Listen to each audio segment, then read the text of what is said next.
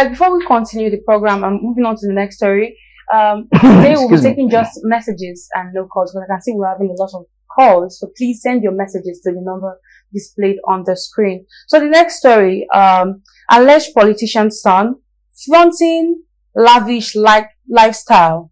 Ex-users react to video of an alleged politician's son flaunting his lavish lifestyle online, and I quote, he said, and I quote, "The children of Nigerian politicians should not have this level of comfort on social media.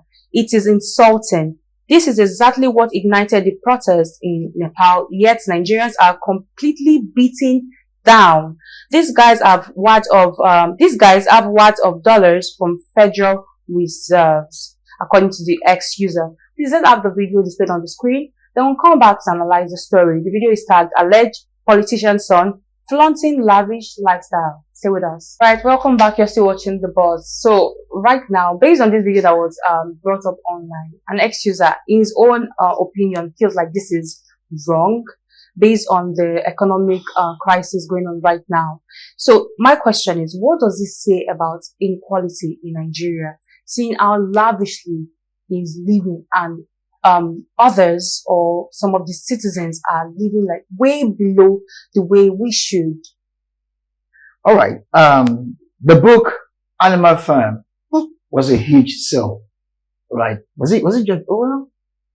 Animal, yeah, I wrote George Orwell. Yeah, I can't remember. But the book Animal Farm. I remember the first time I read that book was sometimes in the 80s, and then I wept deeply in my heart because of the level of injustice that was displayed, and then the attitude, the impunity with which some people paraded their disregard for the sensitivity, others and all of that. It was, and then we see this happen in a human society. In Nigeria, of course, leadership has been our bane, and then reckless leadership. In the first place, for a politician's son to have done that, in the public, insensitive to the reform process that is tight on the nation and on the people, these are the kind of children you want to call, the Yorubas will call omokomo.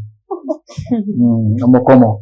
And it's also because the parents have given them the latitude to behave this way.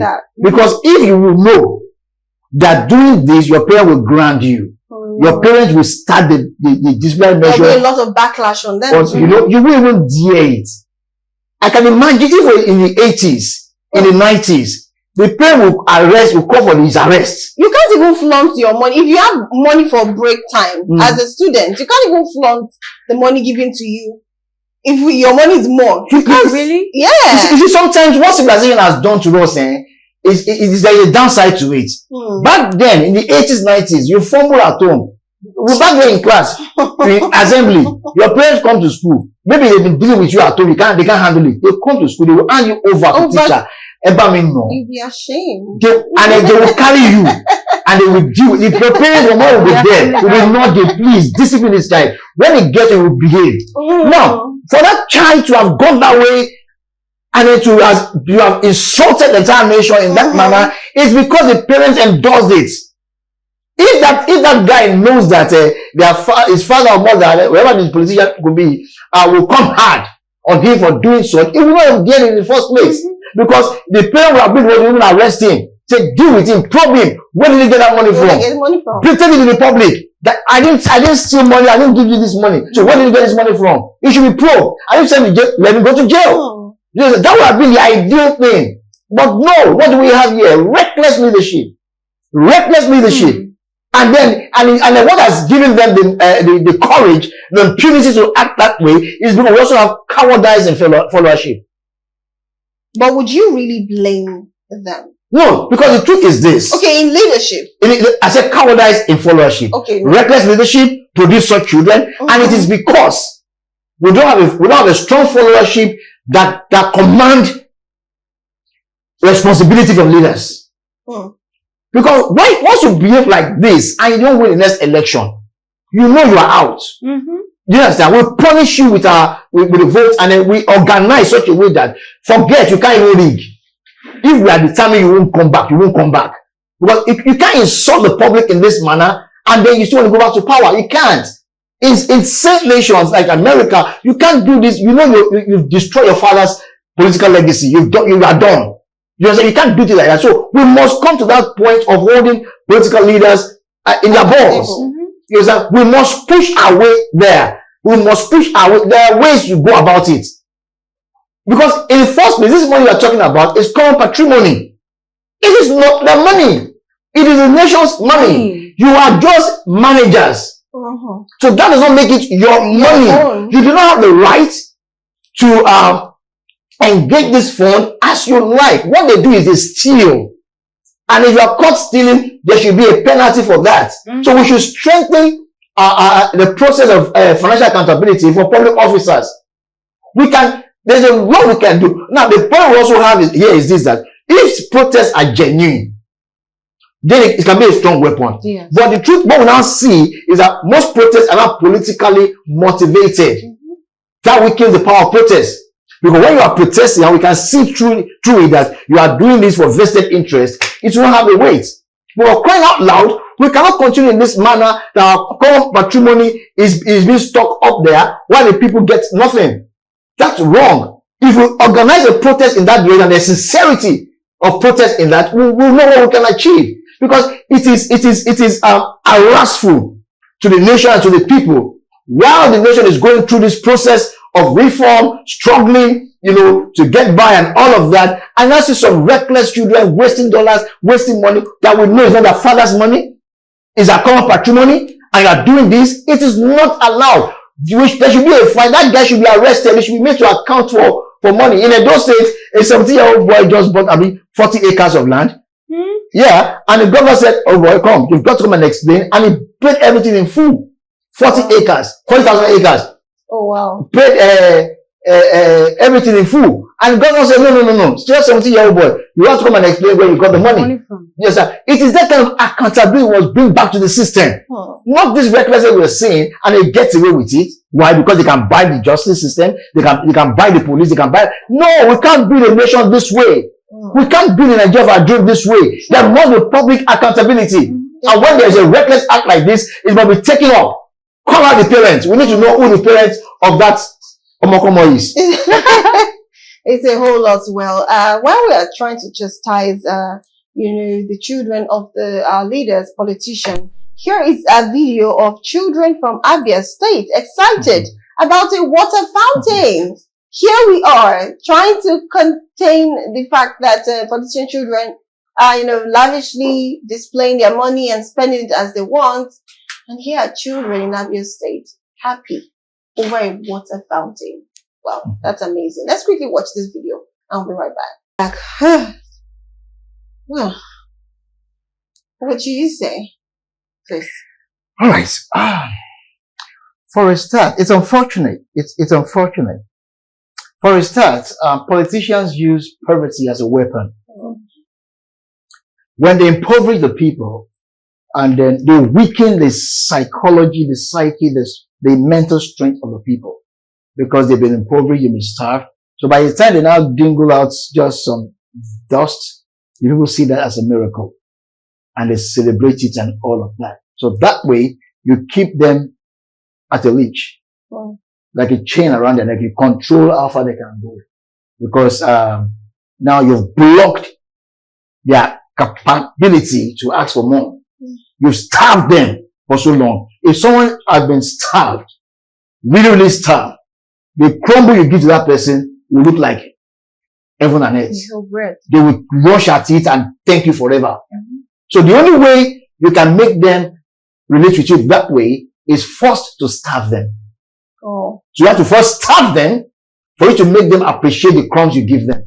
Because if you let them loose, they have access to good food, they eat well, then you have nothing to lord over them with.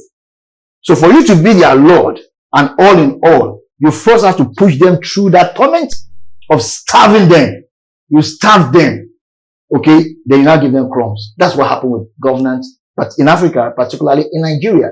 Now, what we've seen there is children that have been starved. They've not seen anything of such all of their lives because development has been far from them. That's why they will come out in such excitement. In fact, in their head now, this is Bodo. Honestly. Fountain of water. How? You understand? They are used to river stream. Mm-hmm. That is the level of how degenerated they have been, degraded they have been, as their human value has been so degraded to the point that they celebrate water fountain in that manner. And then even in the broader society, we see our roads in this present age, this time of global development. We see our let me call it. There's a street around Poposhola in Lagos.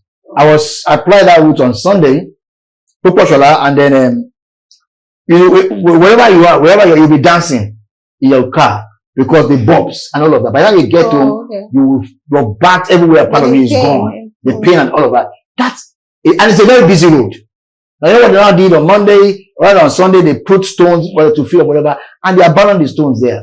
So what you have taken, through traffic lane, they're now managing one. So it was a standstill. You spend hours there. That is how wicked these managers are. That's how unserious they are. They just do whatever they want to do. And that is, eventually they will not get the road fixed now. At Poposhola there, in Lagos here. If they get the road fixed, you will think they've done miracle. But that's what they do. It's a system. It's their idea. Improve, starve them, deny them, starve them hard. By the time you have to do something little, they see you as God. And it's tiring. And I really feel for many Nigerians not the opportunity to step out of this country. But when you see what development is saying outside this nation, you will weep for Nigeria. My first time of going to South Africa, and when I saw the level of infrastructural development, I wept. I was transfixed on the street of Johannesburg. I was weeping for my nation. Because right there you see underground, housing system as like gutter. People live 24th floor, whatever, and it's by lift and all that. It's a normal thing. I remember that was my first experience there. When it was time for me, the funny I was going to come back to Nigeria, and then I was trying to iron my clothes. My wife said, "Calm down." I said, "Well, let me quickly iron my clothes." I said, "You are going to the airport tomorrow by 9 a.m." I said, "Let me go." He said, "Calm down. You're not in Nigeria. By 9 tomorrow morning, 8, 7, iron. The light is there. Your power is there." I got my okay. I'm not in Nigeria. I'm not in Nigeria. You understand? Because what is obtainable there? Is it their transportation system, the facilities, even the working system? But we don't have it here, and it is intentional. So the people must be aggressive for the right reasons. We must be aggressive for the right reason. What we have seen in Abia State, like somebody read on social media, he said this guy, what's his governor's name? Alex Otti. That Alex is fortunate, is lucky. This is what he's celebrating in Abia. With such kind of mentality, you keep giving them crumbs and they'll be singing your song. You understand? So that way you have little or nothing to show for performance. But that system has to be changed. We have to challenge that system. Yes, we have to. But our time is almost fast spent. So gratitude. Do we have messages? Let's hear what our viewers have to say. A message. This is regarding the lavish lifestyle of the politician's son. And this person says, "How dare he flaunt our money? His father is embezzling." So that's what he says. Embezzlement. What we should do is that for that child, let me call that child by name again, that Omokomo child, right? We should find out who the parents are, the politicians, and the people in that locality.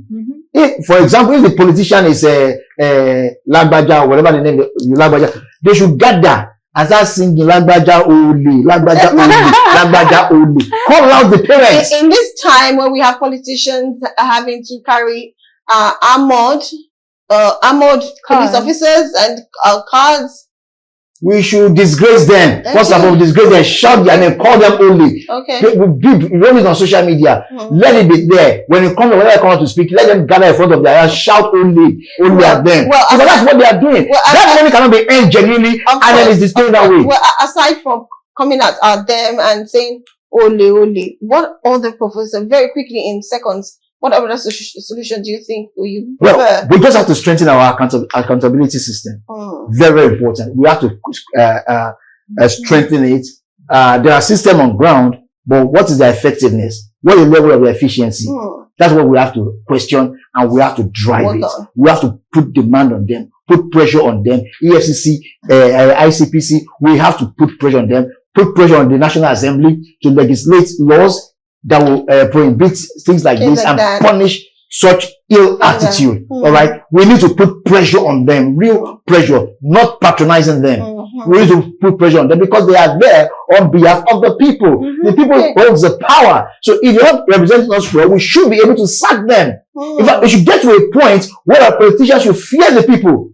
We should respect the people. So we must be able to comport ourselves in such a way that we demand respect from our politicians. But what do we have? We have tribalism driving our choices. We have pettiness driving our choices. We've not been able to come together as a people to make demands. So there's a divide and rule. The politicians are aware of this, so they take advantage of it. They divide us, and then they know that we are not connected. We don't even know what we're asking for. All right, we can be cool if it's this guy doing one thing. We can be hot if the other guy. For example, as we talk right up, look at that guy in Osun State, the dancing governor. Oh yeah, he's just go dancing and we celebrating.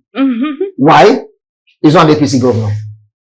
If it's an APC governor, you can imagine the kind of hits he would have gotten. That would have been. So we don't condemn what is wrong. We look at who before we either condemn or we praise, and that's wrong. Okay, that's wrong. Actually, very true. Well, we don't have war here. I would have said all is fair in love and war.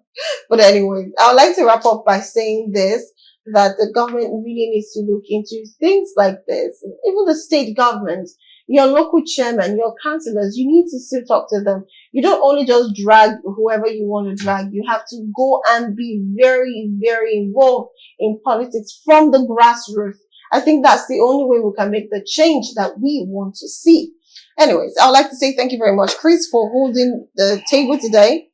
Even though you tried changing it or shaking the table, I made sure it was stable today. And we miss Mazi. Mazi not coming in today. Well, thank you so very much for being on the show. Thank you for having me. So bringing your fire on the show. We appreciate you. And thank you, viewers, for also being calling. We're not supposed to be calls today, just text messages. Tomorrow, hopefully, we'll pick calls. And of course, I would like to say thank you for being part of the program. Tomorrow is another day. You get to see me again, bringing you beautiful, controversial, strong topics to discuss on the buzz. Until then, you have a lovely Tuesday for yourself. My name is Rose Blossom. Bye for now.